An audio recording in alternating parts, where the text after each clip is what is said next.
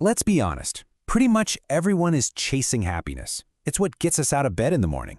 But what if I told you that our whole modern idea of happiness is just the tip of the iceberg?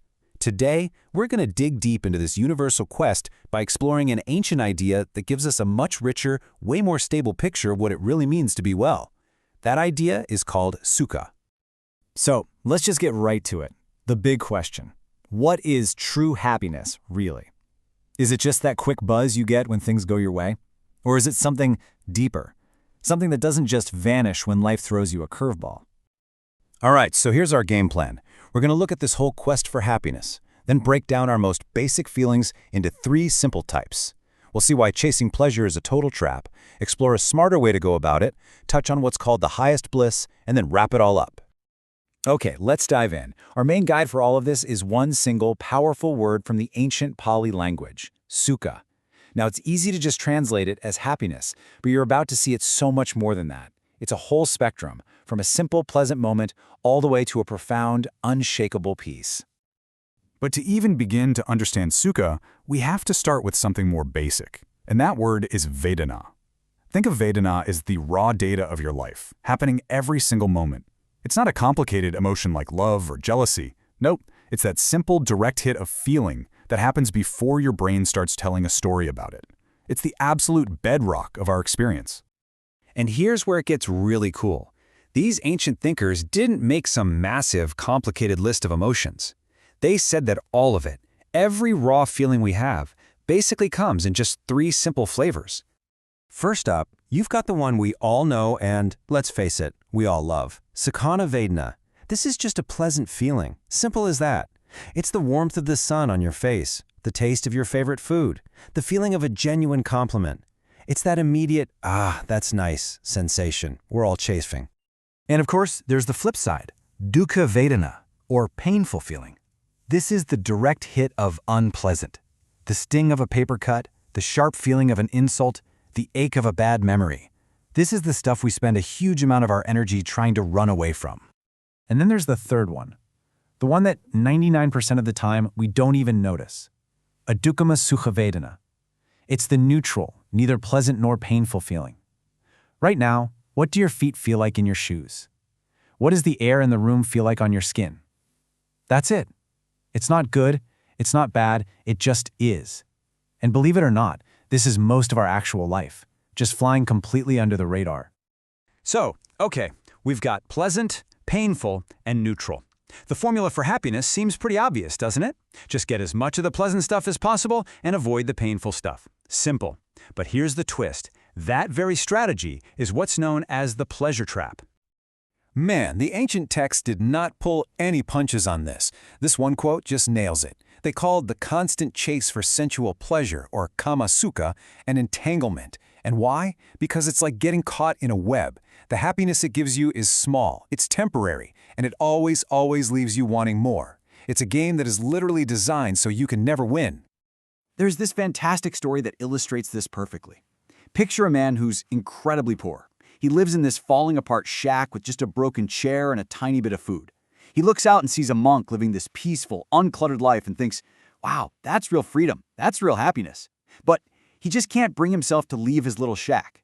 From the outside, his stuff is worthless, but to him, those tiny attachments feel like the heaviest chains on earth. That's how even small pleasures can keep us trapped.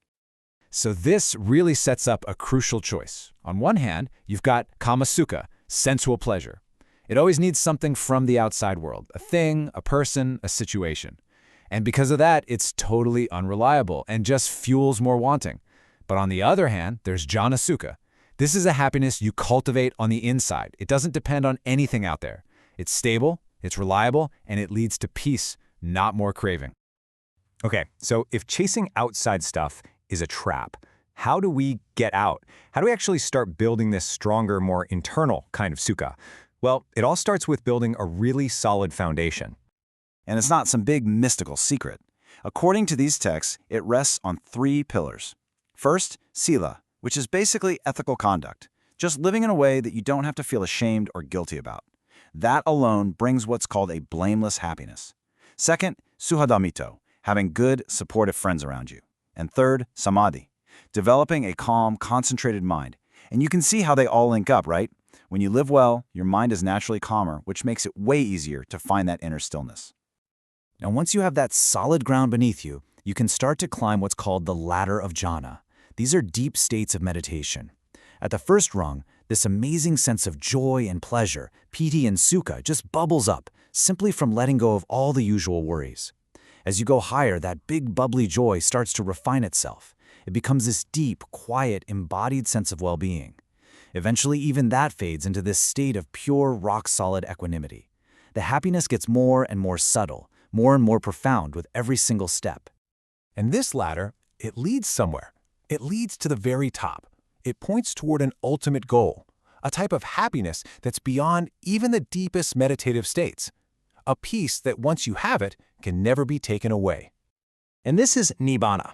Now, this word gets a really bad rap. People hear it and think it means you just get snuffed out like a candle. But that is not it at all. The texts actually call it the supreme sukha, the highest happiness. That Pali phrase on the screen, te samvupasamo sukho, means the stilling of all formations is bliss. Imagine all the mental static, all the stress, all the push and pull of your mind just going silent. What's left isn't nothingness. It's the ultimate peace. So let's just put this side by side to make it crystal clear. Every other kind of happiness we've talked about, even that profound meditative bliss, is conditional. It comes and it goes. It's still tied to a feeling, a vedana. But nibbana, as sukha, is on a whole different level. It is permanent. It's unconditional. It's the final, complete end of that frantic craving that keeps us running in circles our whole lives. Okay, let's zoom out and pull all this together. We went from the simplest little feeling all the way up to the most sublime state imaginable. So what does all this actually tell us about happiness? Well, the biggest takeaway is this. Happiness isn't just one thing, it's a massive spectrum.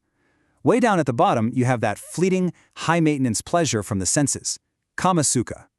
A step up from that is the genuine joy that comes from living a good life, anavajja sukham. Higher still, you get the deep bliss you can cultivate through practice, jhana sukha. And right at the very top, you have paramam sukham, the supreme, unshakable peace of total freedom. So, looking at this whole spectrum, it really makes you think, doesn't it? It's worth asking ourselves honestly, where on this map are we spending most of our time and energy? And maybe the most important question of all is the happiness you're chasing the kind of happiness that actually lasts?